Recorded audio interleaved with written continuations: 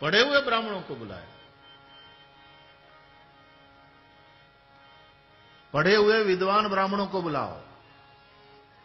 यज्ञ करना है, कुछ पूजा पाठ करना है तो विद्वान ब्राह्मणों को बुलाओ, पढ़े हुए को बुलाओ। डॉक्टर से तो सर्टिफिकेट मांगते हो, ब्राह्मण से नहीं मांगते हो। पढ़ा लिखा नहीं है तो भी ठीक है, उस ब्राह्मण को जिमाओ, उसको थोड़ी दक्षिणा दे दो, प्रणाम कर लो, लेकिन तुम्हें कोई अनुष्ठान कराना है तो पढ़े लिखे ब्राह्मण से ही कराओ। पूजा पाठ यज्ञ यागादि पढ़े लिखे ब्राह्मण से ही कराओ। तुम्हारा सकाम कर्म है और वो पढ़ा लिखा नहीं है, विधिपूर्वक नहीं कर रहा है, मंत्र खोटे झूठा बोले जा रहे हैं, नुकसान होगा। ब्राह्मण का तो होता ही है, यजमान का भी होता है। इसलिए आग्रह रखो कि पढ़ा लिखा ब्राह्मण हो, वेद पढ़ा हुआ ब्राह्मण हो। तुम लोग आग्रह नहीं रखते, इसलिए फिर ब्राह्मण वेद नहीं पढ़ते।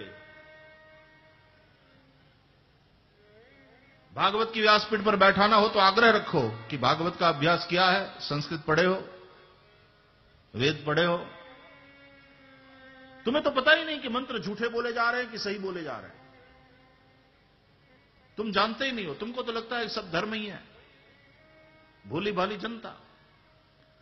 यह मैं कोई दूसरों को गिराने के लिए या नीचा दिखाने के लिए या दूसरों की दुकान बंद करने के लिए नहीं बोल रहा हूं। यह मैं सनातन धर्म का भला हो, कल्याण हो और सभी ब्राह्मण पढ़े और पढ़ने के बाद करो। ब्राह्मणों की बहुत जरूरत है, कथाकारों की बहुत जरूरत है, लेकिन पढ़ लिख करके आओ। बिना डॉक्टरी किए तुम वहां प्रैक्टिस नहीं कर सकते, तो यहां भी जाओ गुरुकुल में, गुरुओं की सेवा करो। गुरु शुश्रूषया विद्या, गुरु की सेवा से ही विद्या आएगी। अपने आप को पहले तैयार करो, पहले अपने आप को योग्य बनाओ, तब जाकर व्यासपीठ पर बैठो।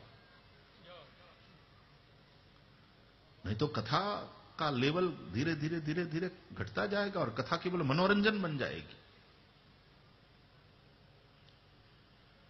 ये पूरे क्षेत्र की एक गरिमा बनी रहे, इसलिए मैं बोल रहा हूं।